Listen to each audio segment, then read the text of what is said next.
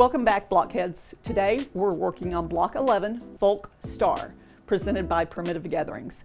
This bold, beautiful block finishes at 27 inches and is made up entirely of half square triangles. It is going to make a big, bold statement in your quilt, so let's take a closer look.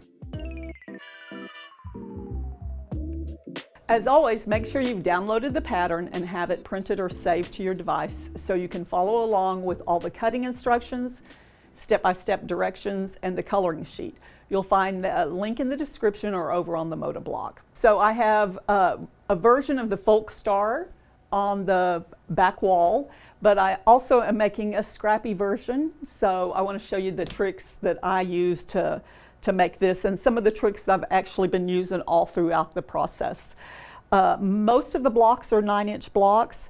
So I literally have been taking a huge stack of triangle papers, and these finish at 3 inches, and so I just have stacks and stacks of these already ready and sewn together. So if one block needs one half square triangle, I can cut from there, or if it needs a handful, I can cut those all up. So that's I'm using the triangles on a roll, the 3-inch finished half square triangles, as just it's mindless sewing sometimes at night and just easy to have a whole stack that you can dive in and cut.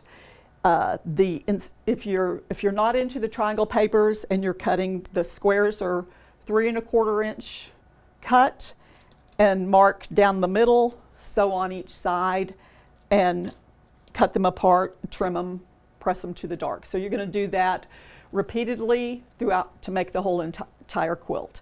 Then the quilt is also made with several different sections. So here's 3 half square triangles, 2, a square, and then 1 and a square.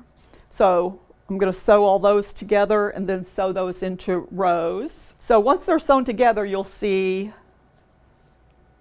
this kind of version, and you can see where I'm doing scrappy, different light backgrounds, different darks, and then the only thing that is kind of consistent is what my overall light background is.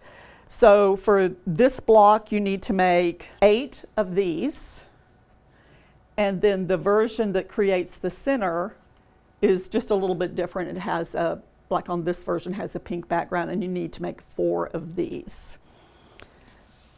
And this will then form a row. Have to kind of play with it, get the pattern going right here. This is one of the rows, so you can see the 4 different blocks joined together.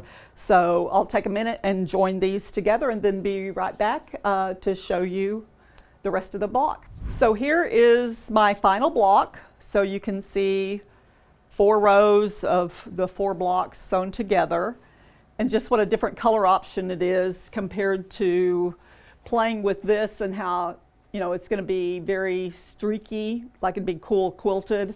And then here is one that is scrappy as an option there. The one other thing I did want to point out is, see how you can see where 2 seams go together and it's a little puckery? That's caused for 2 different reasons. Either I was easing in the fabric some, or I needed to change my needle. So it's one of those things you always forget to do, but if your fabric starts to pucker a little bit and you didn't have to ease it in at all, then you probably need to change your needle, that it's having a hard time going through and leaving a nice clean seam. So thanks so much for sewing along with us today, and a big thank you to Lisa Bongean of Primitive Gatherings for sharing her Folk Star block with us. It's such a bold and beautiful addition to this year's quilt. We'd love to see your version, so be sure and share it on our Moda Blockheads Facebook group. There are over 70,000 quilters in there cheering each other on. You can also post your block on Instagram or your favorite social channel using the hashtag ModaBlockheads6. We'll see you next week for another beautiful block.